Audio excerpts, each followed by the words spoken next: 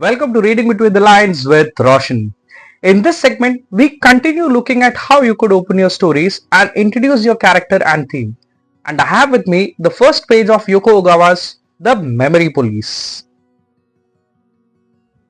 I sometimes wonder what was disappeared first among all the things that have vanished from the island.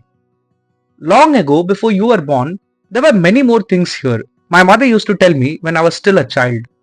Transparent things, fragrant things, fluttery ones, bright ones, wonderful things you can't possibly imagine. It's a shame that people who live here haven't been able to hold such marvelous things in their hearts and minds. But that's just the way it is on this island. Things go on disappearing one by one. It won't be long now, you'll see for yourself. Something will disappear from your life. Is it scary? I asked her, suddenly anxious. No, don't worry. It doesn't hurt. And you won't even be particularly sad. One morning, you'll simply wake up and it'll be over before you've even realized. Lying still, eyes closed, ears pricked, trying to sense the flow of the morning air, you'll feel that something has changed from the night before and you'll know that you've lost something, that something has been disappeared from the island. The opening sentence immediately communicates what the theme of the entire narrative is. The fact that things would keep disappearing. What's more, the two characters talk about things disappearing in a matter-of-fact way, as if these are things that just happen to everybody every day. Therein lies the art of storytelling, where you're immediately creating a sense of detachment. And this detachment gnaws at you as a reader, because as a reader, you would know that any disappearance in your life will never be dealt with indifference. And the fact that these two characters talk about it calmly immediately unsettles you. What's more, this is a scene from the past.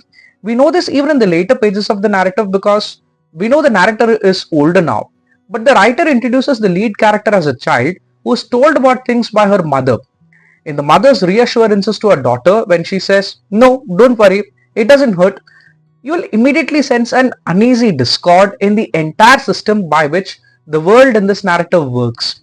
Therefore, without really showing you the setting, you get a glimpse now that you're part of a dystopian society. Speaking of a dystopian society, how can I not include the classic opening of 1984? The first sentence itself hooks the reader onto the narrative. This is the first sentence, by the way. It was a bright, cold morning in April and the clocks were striking 13. 13? The clocks were striking 13? It's an opening that is meant to set the absurdity not just in the line, but in the novel that you're going to read. If you stop and think about the sentence, you'll also notice two contrasting words put together. Bright, cold. Now if bright gave you any inclination of a pleasant weather, that is immediately contrasted by the word cold, which perhaps gives you the idea that there is probably just the impression of a bright normal day, while it really is anything but that.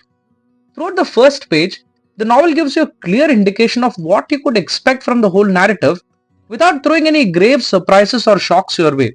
Notice for instance words like hate week, thought police, the poster of the man whose eyes follow you about the caption with the words Big Brother is watching you, all very subtly point to the fact that you're now part of a world where your every move is watched.